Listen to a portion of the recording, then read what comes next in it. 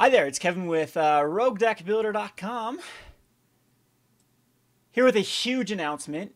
And I guess this goes with the Rogue market. We'll talk about how this impacts the Rogue market and why now is a great time to start speccing in some huge legacy staples. So a lot of the people on my comment section when I talked about this need to eat their words with Eternal Masters. There was a guy that spoiled the Splinter Twin ban. He spoiled a lot of the cards being, what word was it? But anyway, he was right on the money with a lot of these like speculations, what people thought were just wild guesses, because he overheard a conversation between what he described as two suits at a Grand Prix. And so we know there's some insider trading going on between some nefarious people at Wizards of the Coast. Probably not officially. I'm not going to blame Wizards of the Coast and say that this just happens in any company. You get some untrustworthy people, and I think that Wizards of the Coast really needs to start looking at their people and figure out who's leaking all this information, especially when, which is a big no-no, leaking it to vendors. They get an edge over other vendors. I know that Star City Games has already, in a Reddit post, already been pretty pissed off that other vendors are getting this information and they are not. Of course you would be if you're as big as them and making as big of investments as they are. It needs to be fair. I mean, that's what they call insider trading, is when you give information to a particular set of people rather than the entire public, and that gives them a market advantage. And it is highly illegal in like the stock market world. And you could actually say that this does affect the stock market world. And I wouldn't be surprised if we start to see some investigations by the Fed into I mean, this is a multi-million-dollar industry now in the secondary market with Magic the Gathering cards. And we know for a fact that someone is leaking information. The guy is like 4 for 4 on his calls with the bannings of Splinter Twin and Amulet. What were some other things? And the calling of Eternal Masters. The other thing he said is there will be a format called Eternal, which is going to be everything but the reserve list from Legacy, because Legacy is going to be dead in the future, because the reserve cards are going to be too expensive to buy into. And we're actually starting to see prices affect Modern. If you notice that Carpulsion Forest is now a $10 card, let me repeat that. Carpulsion Forest. The red and green tap, add red or green to mana pool, lose a life, or tap for colorless mana, is now a insanely expensive card that has been printed a bazillion times, like 4M sets, I believe, as well as Ice Age. There was a printing, so the card is out there like crazy, but it's so expensive because people just can't afford the Grove of the Burn Willows that for their Tron decks and now these red-green Eldrazi decks are starting to put them in their decks just because Grove is so insanely valuable. So we can see that with Legacy, people are starting to use the Shocklands in Legacy because the regular dual lands are just so insanely expensive and are just going to continue to climb in value because they are on the reserve list and Wizards cannot reprint the dual lands. Now, Wizards is in a tight little spot. They can't they can't reprint dual lands because they could have some potential lawsuits, because they did make a deal with that they would put cards on a reserve list and never print them. So if they go back on that, I'm sure that a lawsuit, or they'd have some of these collectors very upset, and it's just not in their best interest to do that. So I tend to side with that Legacy is going to die in place of a format called Eternal, which will be everything but the reserve list. And I actually think that the Eternal will also have a very aggressive ban list. And so if you ban a lot of cards out of reserve list, or you just don't allow cards out of reserve list, a lot of the premier ramp cards or combo decks get hurt a lot, and it opens the format up to, I think, some really interesting archetypes. It will still be an incredibly fast format. There'll still be Force of Will in the format. There'll still be a lot of the cards. And so, oh wow, talk about it. There is the Force of Will and Wasteland reprint. I'm glad I got rid of all my... We opened up 3, no joke, 3 Wasteland expeditions. In fact, I think that we've only opened up like a Core Haven is the other expedition. But personally, our store has opened up 4 Wastelands, and we sold them on eBay immediately. Like, as soon as they're out of the pack, they were in a sleeve and on eBay because I was worried about this. So Wasteland and Force of Will are being reprinted. And that is huge. That is huge for the format. It's going to allow a lot of people to get into Legacy. So what I what I say is I think that actually investing in the reserve list cards might not be a bad idea if they don't announce that Eternal format. Then the cards that are on the reserve list are going to go crazy. This is cards like Lion's Eye Diamond and all the dual lands. I also think that we should start investing in, oh man, Conspiracy just ends up being a great, wow, Conspiracy, buy your booster box of Conspiracy has a lot of legacy staples like the Swords of Plowshare in it. It also has Sulfuric Vortex. It has a lot of cards out of legacy that I think that are going to go up in price because this is going to allow a bazillion people to enter the format, especially with Wasteland and Force Will being two of the cards that are insanely expensive. So, all right, so let's look down here. This isn't just MTGO yet. This is $10 packs, and it will be released on Magic Online at $6.99 and not available for redemption. So this is also, so it's going to be released in paper on June 10th and June 17th on MTGO. MTGO, this will be nice too because Wastelands are expensive. Is Rashad and Port on the reserve list? I'm not quite sure, but that needs to be reprinted too because I think it's the most expensive card right now on MTGO. But those are, they've announced basically the two. This set will sell like crazy because of Force of Will and Wasteland. Did they say there's going to be a GP here? I'm trying to look for not a lot of information. So that's all we get is 2 cards, 2 spoilers. It's 249 cards, but the 2 spoilers are worth it for people to buy a ton of packs. It's going to be another Modern Masters type pack as far as being $10 a piece. I'm sure we'll start. Is there going to be a foil in everyone? Doesn't say anything like that either. So not a lot of information, but I say what I'll do is we'll start looking down, and we can actually go over here to MTGO Goldfish, and let's go look at the format staples here from Legacy. So things that are on so Brainstorm, this is out of Conspiracy. This is the most played card right now, so pick up your Brainstorms. I think that the Brainstorms he's playing Countertop, especially Countertop, but basically this card's insanely good with Sense's Divining Top, and is that actually banned now in Legacy? I don't know if they actually banned it. I don't know much about Legacy. I'm not the best person to your best information of Legacy because I absolutely hate the format because it's so expensive. So Brainstorm is out of Conspiracy. It's a card you can definitely pick up. The Ponders, the Abrupt Decays, even Deathrite Shaman can get a nice little bump. Days, Lotus Petal, Lightning Bolt. A lot of these cards have some overlap in Modern, so Abrupt Decay and Lightning Bolt are very, very great investments right now. Other than they do print Lightning Bolt at every turn, I would not be surprised if Lightning Bolt was in this Eternal Masters, as well as Brainstorm probably will be in the Eternal Masters. But if not, the Conspiracy packs are looking great. Swords of Plowshare, Brainstorm, lots of those. So the top creatures right now is Delver, Goyf, Gristlebrand. I'm kicking myself because I sold a crap ton of Gristlebrand's recently. Vendilion Click, Snapcaster Mage, Shardless Agent. Oh man, I need one of these for one of my decks too, for both Momorvig and Animar. Young Pyromancer, Emrakul, Stoneforge Mystic. So a lot of these sneak and show decks. Yeah, I don't know if Show and Tell or Sneak Attack are both on the reserve list. If not, they'll probably be included in this set. And then we have the top lands. We have Polluted Delta, Scalding Tarn, Flooded Strand, all of those fetch lands to go get the Underground Scene, Volcanic Island, Misty Reinforce, etc.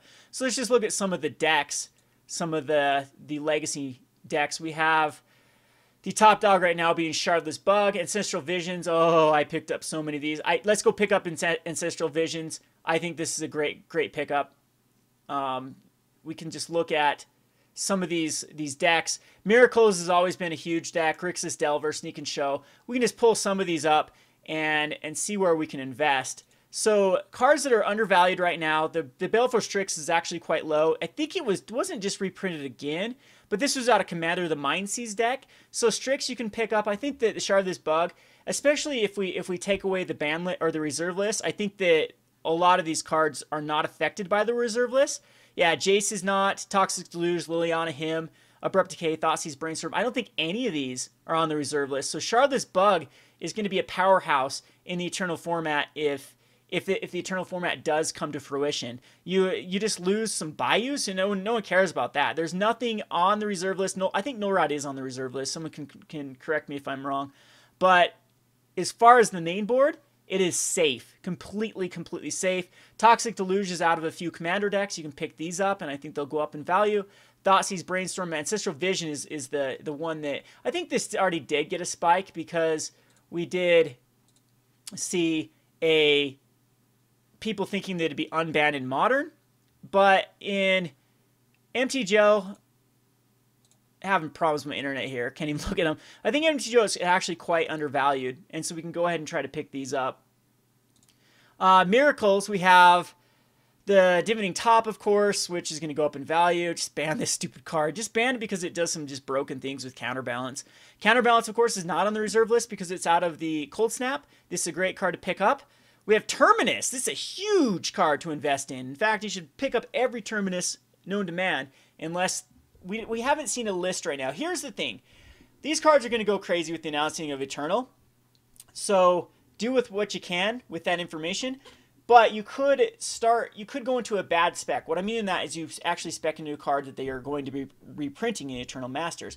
I think it's going to be a lot of older cards, personally, that are going to be printed in this Eternal Masters. So cards like Terminus might be safe. So Ponder and Terminus are both great cards to pick up. We have Monastery Mentor sees a lot of, in Esper Mentor decks, it does see some play. Snapcaster Mage, of course, can go more crazy. We have Caverns of Souls. Oh, God, this card needs reprinted so badly.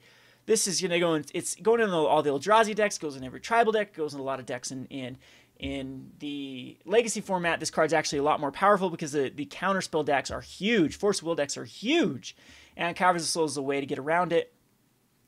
We have, again, out of the Flusterstorm, it will go up in value. It's not on the reserve list because it's out of the commander decks. And Containment Priest, yeah. Some of these, so look at a lot of legacy cards that were printed out of the commander sets that see play.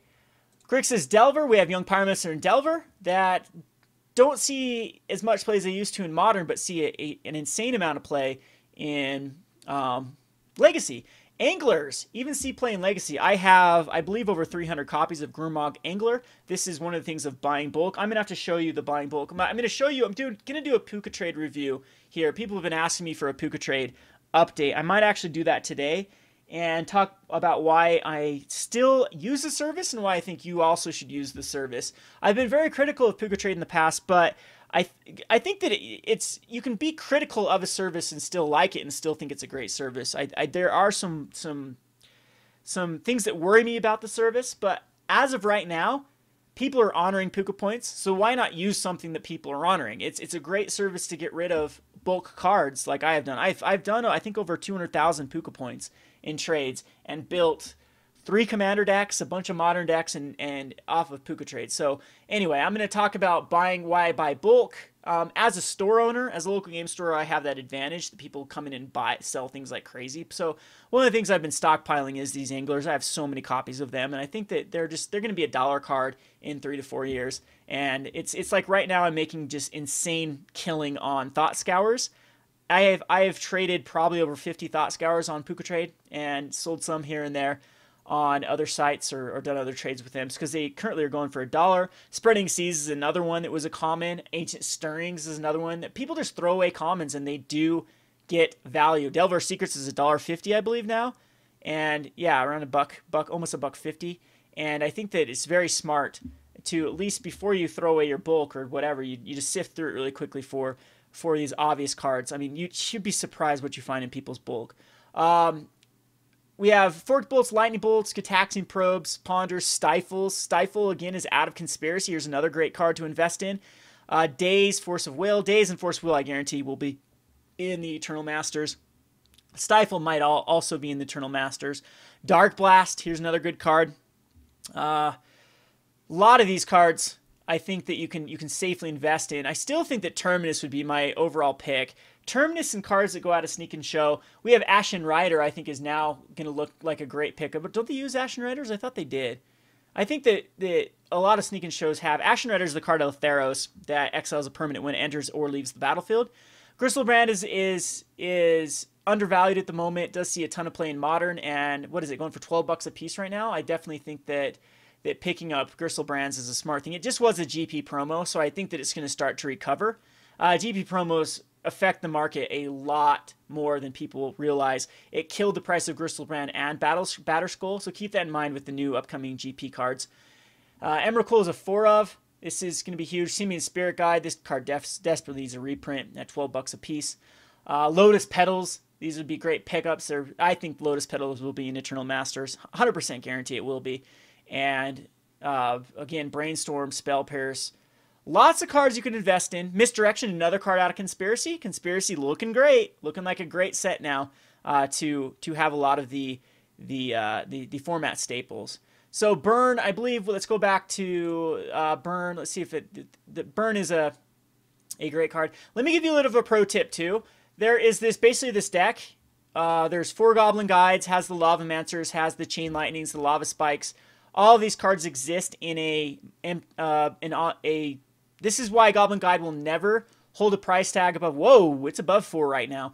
Because there's a deck you can actually buy from Magic the Gathering Online that's a Legacy Burn deck that has 4 Goblin Guides and Grim Lava Mancers, Fire Blast. It basically has this entire list right here in the pre-constructed deck you can buy for, I believe, $30 from Magic the Gathering Online. So, but in paper, yeah, these are all great pickups too, because it's really the easiest way to get into Legacy. You can see that it's only about a $600 deck compared to like a $2,000 deck, and a lot of the price can actually be cut if you get rid of the fetch lands and just go to the straight burn cards. So it's like Goblin Guide, Grim Lavamancer, Swiss Spears, Eidolons, and then Eidolon also there's an enchantment. The Price of Progress, I think this card will be printed in the Legacy or Eternal Masters. I think it's just such a duh to put in there because it's also getting, but there's also the Sulfuric Vortex that's out of Conspiracy, which is a great card. Volcanic Fallout is also in Conspiracy.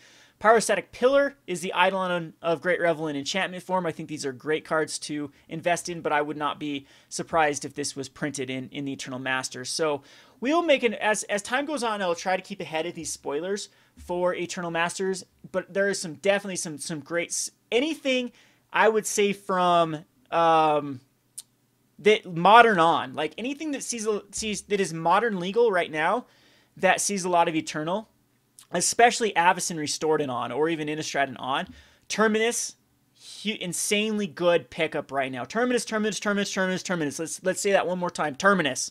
Pick up your Terminuses. It is criminally undervalued right now as a 4 of in one of the most popular Eternal Legacy decks.